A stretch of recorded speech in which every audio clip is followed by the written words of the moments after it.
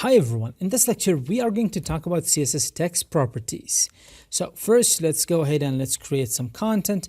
Now I'm going to create h1 all the way to h6 and I'm going to use emit as a shortcut. So I know that there are 6 h1s, right? So if I say h1 times 6, this is going to create 6 h1s, but I want to have h1 all the way to h6. So I'm going to provide a $sign here. This is going to create 6 for me. So h1, h2, h3, h4, 5, and 6. And you can see that in the pop-up. Within each of these, I'm going to have heading, and then I'm going to provide the $sign. So h1, heading 1, all the way to h6, heading 6. Let's create some content as well. Let's say, I don't know, like 250. I think that's enough. There we go. Now let's talk about CSS text properties. Now, first one is going to be h1. Let's just grab the h1. Now, the first text property is the most overused one, the most used one, not overused, and that is going to be color. This is going to change the color of the text. If you set it to long green, this is going to be long green. Text align is going to align the text horizontally. So do you want it to be in the center? Do you want it to be on the right, or do you want it to be on the left? Let's grab our paragraph. Most of these are text properties. All of them actually.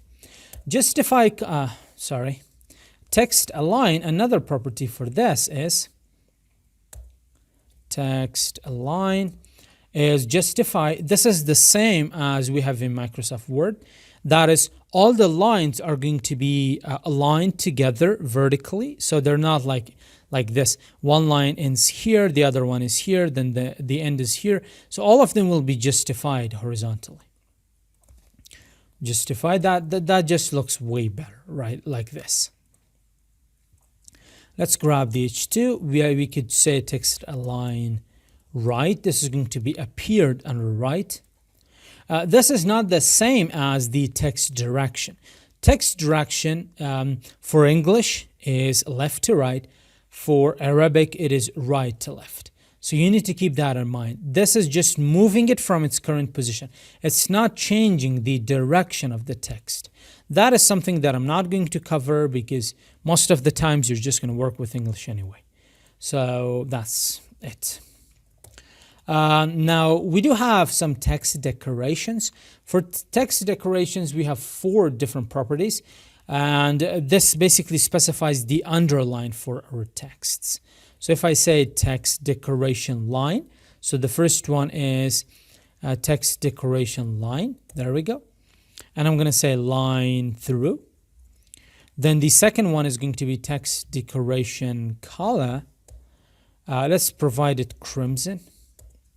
Then we have text decoration style. Let's provide it solid. So it's going to be solid crimson colored line through with a thickness of and that is going to be thickness of 2 pixels. If I say 2 pixels, now you can see that there. Let me just zoom in. So it's 3 pixels in width or thickness. It's solid and it is crimson and it is line through. These are actually text properties that we are covering here. Let's go over to h4. We could do the same thing in here as well. So for these, I'm just going to copy these. Basically, I'm going to copy all of them. I'm just going to change their property values. So this time, it's not going to be line through. It's going to be underline. You can provide underline. And the color is going to be this one. Solid 1 pixel. There we go. Now, this one has an underline. There we go. So you can see that clearly. And finally, okay, let me create an anchor element so I can actually show you what that actually means. So we have an anchor. It's not going to go anywhere, and it's going to say read more. Let's save that there.